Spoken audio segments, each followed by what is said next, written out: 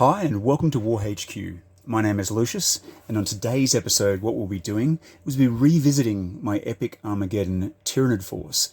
So there was a previous video I did, and I'll link that down below, where we went through the 3D printing process and just talked briefly about each of the units that I was thinking about using. Now I've changed the force somewhat since then, and what I've decided to do today is make a 3,000 point list, and then I'm going to go a bit more in depth of why I use each of these units. This was requested by a few people online who watched that Tyranid video and some other stuff, and some direct messages I've received. They're like, hey, give us a 3,000 point list that could be effective. This is one that I've used. Again, guys, like, I'm not saying this is the best army in the world, okay? But this is an army that works, and in the way that I use it, it has been quite successful. And I've played it quite a lot of times now. Tyranids are very rapidly becoming my main unit or main army type within Epic Armageddon. And I'm going to explain why that is. But for now, if you're interested in this kind of content, please consider subscribing to the channel. If you're a complete and utter legend, you get stuff from this channel, you'll really like it. I've been away for a little bit, but I'm back now, and I've set up a temporary studio until I can get my office in order, and then I'll be back full time.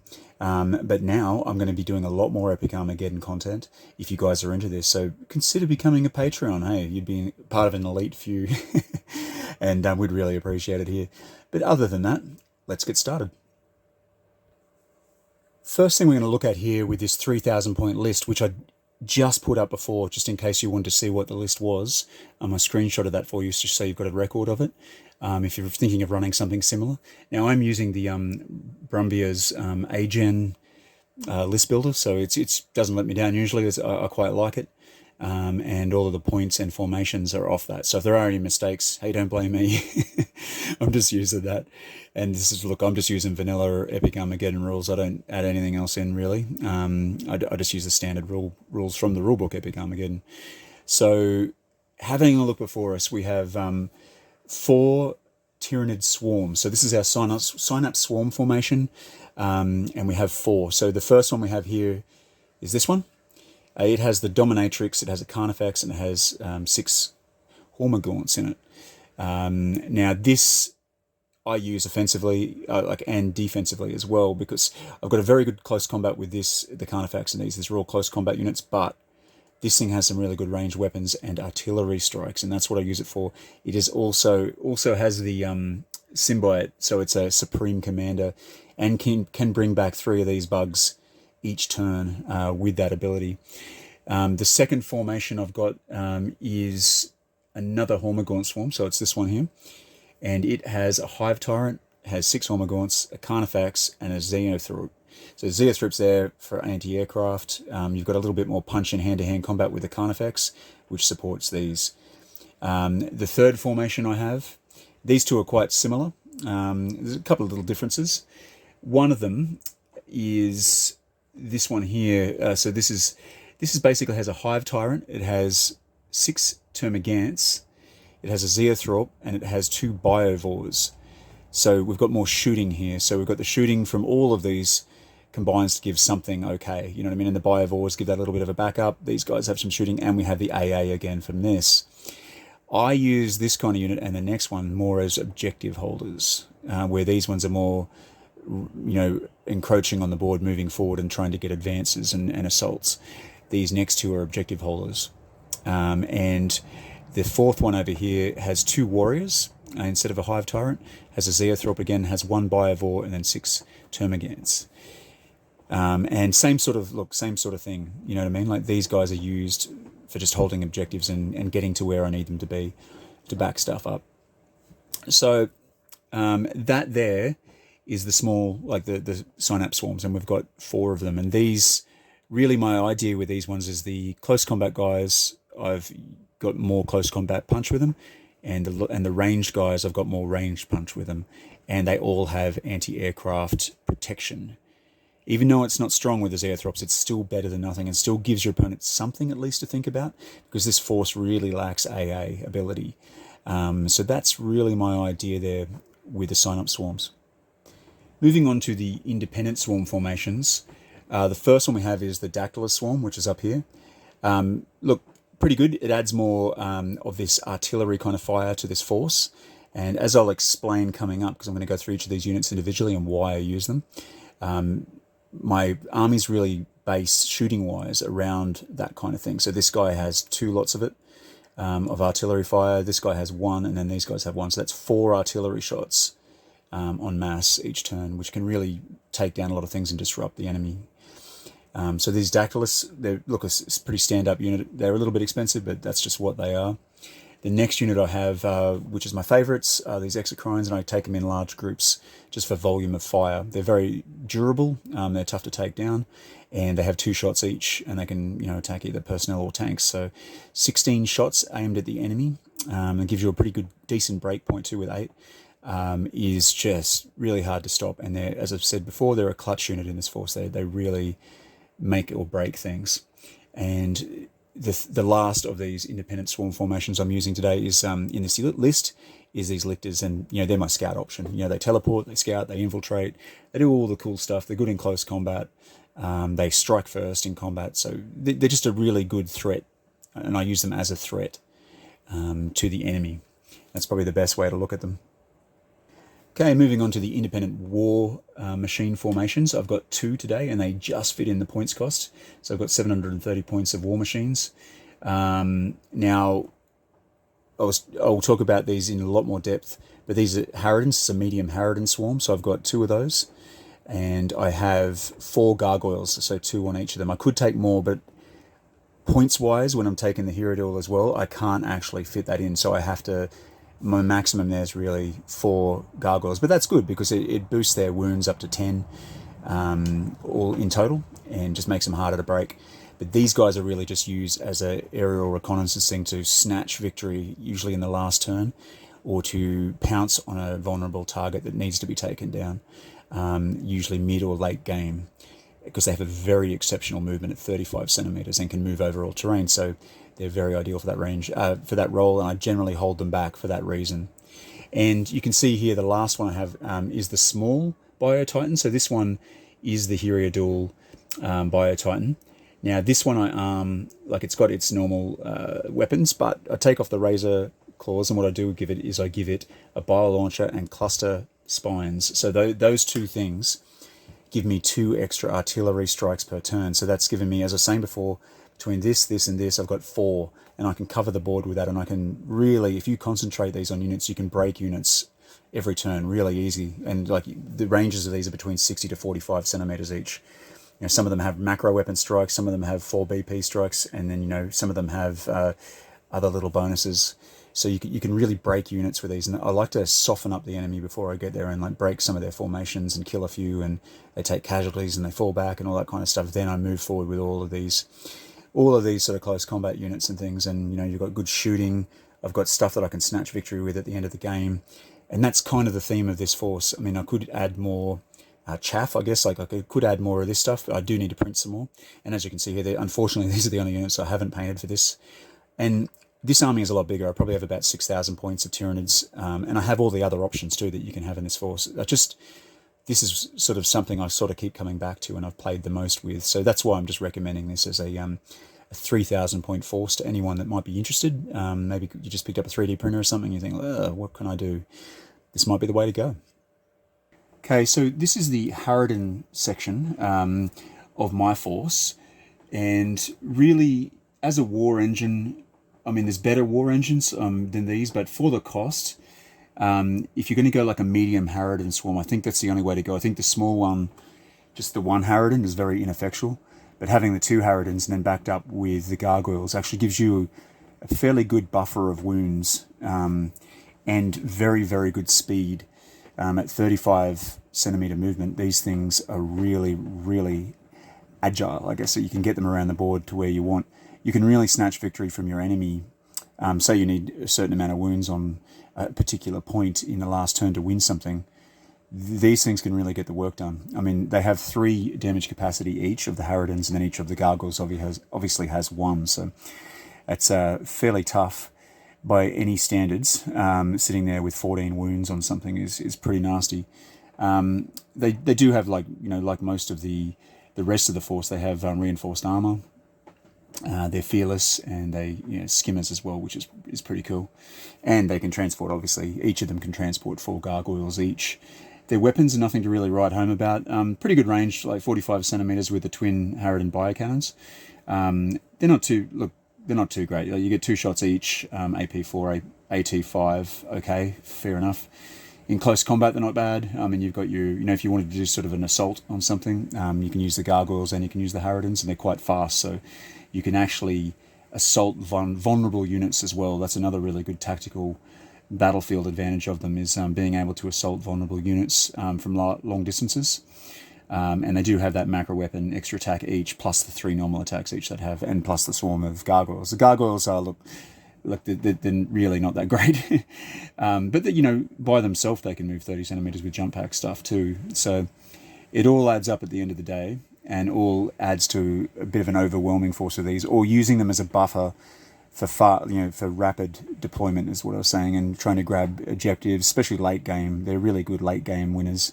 If it's coming down to you've only got to get 1 more point to win, or maybe you're at a standstill and you just need to pile some wounds onto a point to actually win the game, then this is the unit that I usually use to do it. It's not, as I said, it's not so impactful or hard hitting as some of the other units, but it's more just that rapid movement that really gets you there, and then this ability to go across all terrain with the skimmer as well, amazing. So it's more of a mobility unit and just a wound buffer unit is how I see it. But you can, as I said, you can attack units from long strike with them, and pretty good all around. So there's my Harriers. Now, another war engine that I like to use, probably more so than the other one, is the Heria Dual Bio Titan. Now, this one isn't as big as the other Bio Titan, but it's cheaper and I can actually afford it in my unit. So the way I'd normally go is I'd either take the Harriers and this Bio Titan, or I just take the Big Titan. Depends on how you want to go. The Big Titan has a lot more wounds, a little bit more effectiveness in combat. But the Heria Dual Bio Titan is actually quite good. Like, it's no slouch, and you can really use it for a lot of synergy within your within this force. The force that I'm sort of talking about here, like I explained before, I have a lot of long-range BP artillery kind of weapons in this force, and that really can stump the enemy. Like, just having so much of it makes it really hard. From range, you can just like obliterate a lot of things and do a lot of damage, or even just disrupt a lot of people, which is another good purpose of these. So there's a few ways you can fit out this Heria Dual Bio Titan. It's quite tough, as I said before. It's got a 4+ save, which is reinforced and invulnerable as well. Plus it regenerates each turn, so it's quite a tough little sucker. So the 2 massive siphon talons it has, they're Titan killer weapons. You've got 2 of those attacks and 4 normal.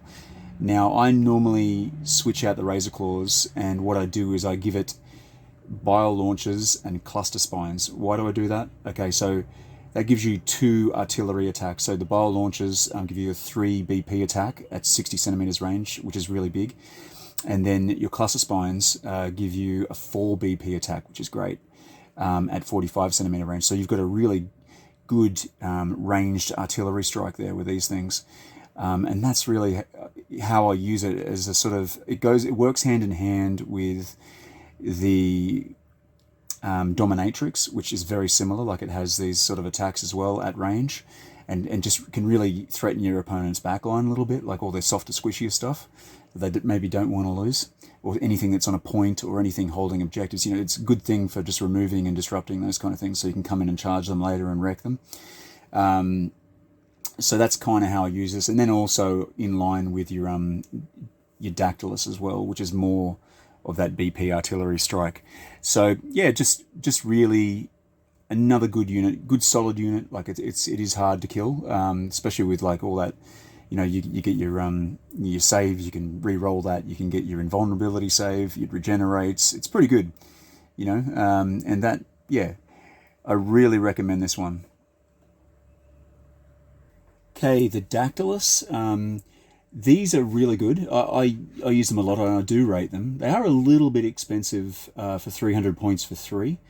I think they're just a little bit expensive, but the way I've got this army set up is I've got a lot of artillery kind of support, and then this gives me another artillery strike. So every turn I'm pulling 4 artillery strikes, 1 from these guys, 2 from the Heria Dual Titan and 1 from the Dominatrix. So this gives the enemy a lot to think about. Very long-range strikes I can do with that artillery, and if I concentrate them, I can really remove units from the board pretty quick at good range. And, you know, let's face it, shooting is something that this army normally lacks, but I'm trying to counter that with, say, like this kind of artillery shooting that I've got, and also the rapid movement of the, you know, some of the other units that I've got, like the Harriers and that.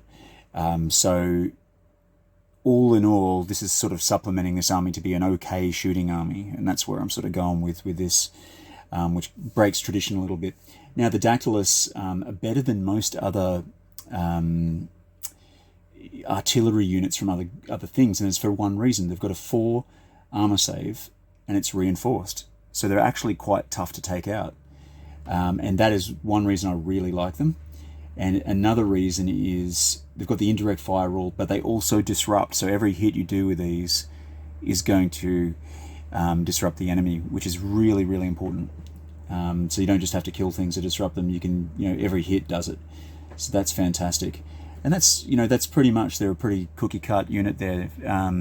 That's what they do. And they just add that long-range firepower to me. And yeah, and a bit tougher than most artillery units. Now, one unit that people seem a little bit surprised by, why I always seem to choose this one as MVP, and I'll tell you why it is. It's very simple. This is a very straightforward unit. It operates like a tank would in any other company that you've got, or any other army. It's just solid all round. Like, it's got a 4 armor save reinforced, so everything gets to re-roll armor saves, which makes them quite durable. Now, another thing that's awesome is they all have 2 45-centimeter attacks each. And these are AP4, AT5. So these things can get in and really just bust up entire formations, especially if you take them in large groups, which I generally do. I generally take them in either a group of 6 or 8, and I prefer 8. Because when you look at that, that's 16 attacks flying downfield at 45 centimeters at anything you want.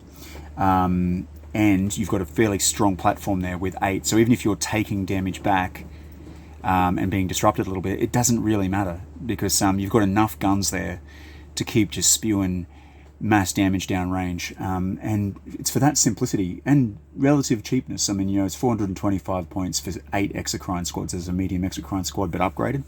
And honestly, gets the work done, hey? Like, this is probably a unit I use more of, like, and I'd even go as far, I might even print some more of these and have 2 units that are that good. I just think they're that effective in game, and they're just so clutch for me. Like, I either win based around these things or lose sometimes. So I really rate these exocrines. Another usually auto include in my army is the lichters. So a swarm of these guys, and I normally upgrade them to have 6 lichters. I just think 4 is a little bit weak, and you can break point them a little bit too easy. But with 6, it makes them a little bit more durable, and just a bit tougher. Now, what's good about these guys? Quite a lot, really. I mean, they've only got a 5+ save, not great, but they do have an invuln save, which is pretty handy. They're close combat monsters, like 3+ in close combat.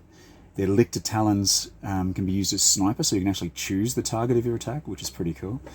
And their first strike. So once you're in there, you get to actually fight before the other enemy does and do your damage, and it doesn't, you know, that makes these things really strong. And on top of that, they're scouts, so they can spread out a lot more than normal troops. You can deny objectives to people and screen, and infiltrators. So if you want to get to those targets that you normally couldn't get to by charging through other enemy fields of control, then these are the guys for you. Like, you can get through. And on top of that, you can keep them off board, and you can teleport them in as well. And that teleport lets you put them pretty much wherever you want, which is super handy in a game. So these are my scout option, and I really like them for their mobility and just their close combat nastiness. It's sort of like gives you an extra added threat to the enemy, and that's why I take them. Now, I thought I'd talk about the synapse swarm formations just as in general. Like, so I've got a few models from each over here, and you can run these any way you want. Like, normally I run between 3 to 4 Tyranid swarms, and that's only because I'm limited by the amount of Hormagaunts and Termagants that I've actually printed. So that's pretty much the only limiting factor that I have there. And I've got 24 units, being 12 of each at the moment, but I do need to print a whole bunch more so I can upgrade some of these to mediums and things like that.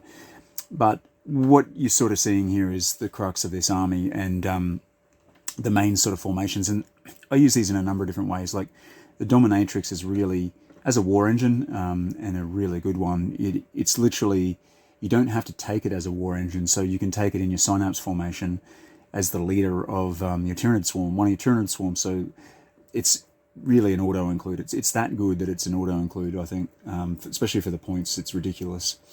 So this really, as I was saying before, really works well with the Heria Biotitan, and then also the dactylus as well, because it has a really good BP, so artillery strike, at 60 centimeters, but it's a macro weapon one, so it makes it super effective. So goodbye armor saves for anything that isn't reinforced. So it's really strong, and on top of that, it's got good shooting, and it's really good in close combat with Titan killing scythes. Very hard to kill, 4+ invuln, invulnerability save, it regenerates, it's got reinforced armor. Fantastic. It's also a Synapse leader, which means it has a 2 base, but if you take it with the symbiote, or whatever you want to call it, it gives you an extra +1 to that. So that means that if I'm rolling whatever number of Hormagaunts and Tormagaunts I'm running with this thing, I can bring 3 of them back every turn that die with swarming rules. So that makes this thing just insane good. And it's very hard to take down, it's durable, and it's a Supreme Commander, as I said, so, you know, auto-include, I think. Now there's, on top of the, you know, the Gants and Gaunts are what they are. The Gants aren't very good at anything. Their shooting's pretty bad, and that's really all they got. But they're just there as cannon fodder, and to increase the amount of wounds in each of your formations, so that you break a lot harder. The Gaunts, though, on the other hand, are actually quite good. Like, they're infiltrators, so they can, you know, charge the targets that they want to in between things. They've got a 3+ close combat, which actually makes them reasonable. And that's all they've got. But 3+ in close combat is nothing to be scoffed at. The only thing you're going to find with your Gants and Gaunts is you just lose them en masse because they have no save. They're just a expendable swarm. So, I mean, that's the whole idea with them in the first place. And as long as you can just understand that and know that you're going to get some back at the end of each turn, and you just use them as basically cannon fodder and as a screen between your other stuff, so they just get killed first all the time from shooting, then if you're on that wavelength, then you're going to be happy with what you see. I normally like to put a couple of Carnifexes in amongst these teams, especially the ones with the Gaunts, because it just gives them another bit of a close combat punch. These things are, you know, reinforced, 4+ armor save, but the good thing about them is the macro weapon Scything Talons that they get. So, you know, they've got 2 attacks each, and one of them is a macro weapon. So that does actually make them quite good in close combat and useful, and 3+ close combat ability as well, another awesome thing. So they're just added in there just for a little bit more punch. You know, you say you come up against, you know, Terminators or something that's a bit tougher, just to get through that armor with those guys. And another sort of addition that I use is these Zoanthropes, or I don't know how you say it, look, I'm Australian, Zoanthropes, and these things, look, they're not much special, but they do give you an AA attack and also a range 30 shooting attack with their Warp Blast. They're 4+ save, they've got invulnerability, it's okay. Their class is light vehicle, so they are quite easy to kill. But just that, having that anti-aircraft fire and mixing it amongst your Synapse swarms is a good idea, because I mean, the Dominatrix has some AA, only 1 shot, but it's 5+. So the other 3 squads that I take, I generally have one of these Zoanthropes in it, because at least it gives you something to shoot at, you know, anti-aircraft. So it just makes the enemy think, is it worth it? Like, I could lose something here. Even though it's only a 6, it's still a threat of some description, because otherwise these things can get bombed and taken out quite easily as formations. They are quite vulnerable to getting bombed, especially since your main units have no save. So as soon as you hit, you're pretty much dead. So you've got to keep those things in mind. This thing just gives you something.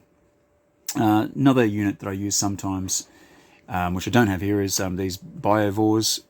That's these things here. So these Biovores are quite cool. Nothing really to write home about. They're a light vehicle again. Armor 6, really easy to take out. But you've got spore mines, so AP5, AP6, they disrupt, so you get those extra points every time you hit on to break them, and indirect fire as well. So a couple of these scattered in amongst the units can just give it a bit more firepower. The ones with the Gants that I have, the Torma Gants, I generally put a couple of biovores in each, just so you've got more long-range shooting and a little bit more punch as well. So that's what I use those for. Now, our other Synops leader kind of options here, and they're both represented here, as you can either have your Hive Tyrant or you can have your Warriors. So you see over here I've got the Hive Tyrants, I've got a few of those, and look, they're not bad, hey? Like, they're a commander, they've got Synapse 2, so you can bring back 2 units each turn. They're reinforced at 4+ armor, makes them a little bit tougher to kill. Got the commander abilities, obviously. And look, they've got a ranged attack at 30 centimeters, which isn't bad. You can take out, personnel or tanks, and they're good in close combat with a macro weapon extra attack. So, solid choice there. Your other option is to take Tyranid Warriors. They only have Synapse 1, but you can have 2 of them in a squad, so you can take 2 of them and be the same as a Hive Tyrant, really. Now, you don't get that commander ability, but you do, they're still okay. You know what I mean? You've got a 4+ save, you've got, 5+ save, sorry, but they do have a 2+ in close combat, and they do have Death Spitters too, so they have some ranged combat as well. So, they're kind of your standard Synapse Swarm formation stuff, and that's what's before you is really just the units that I generally tend to take from those. So there you go. So there you have my 3,000 point Tyranid list. I really hope you've enjoyed this video. I enjoy making this. I've enjoyed painting these. I painted these quite a while ago. I just haven't had time to do many videos lately, but I am back now and will be doing these things from now on. But as I've said before, if you like this sort of content, then please subscribe, like, comment, share, all those things. It really means a lot to us. Like, our Epic Armageddon stuff is really growing in popularity, and it's and my 3D printing stuff. So the models you're seeing here, I've printed all myself and painted myself, obviously. They're all being done on my Frozen Sonic Mini 4K. Now, I will leave, there is a video on that already, so, and I am going to do a video about printing with that on this epic scale, at the 6mm scale too, because it is a little bit different than printing like 28mm scale.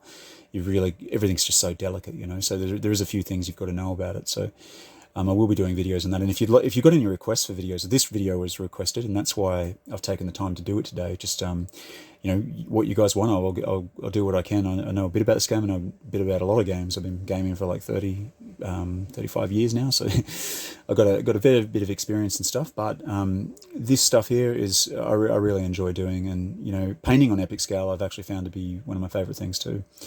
But if you are looking at 3D printing and you want to know more about it, or you want to buy a machine, I do recommend the Frozen Sonic Mini 4K. You don't have to go that way, but for this scale it's amazing. It's still the most detailed machine, and it's still, at this scale, is the best thing, I think, for your money.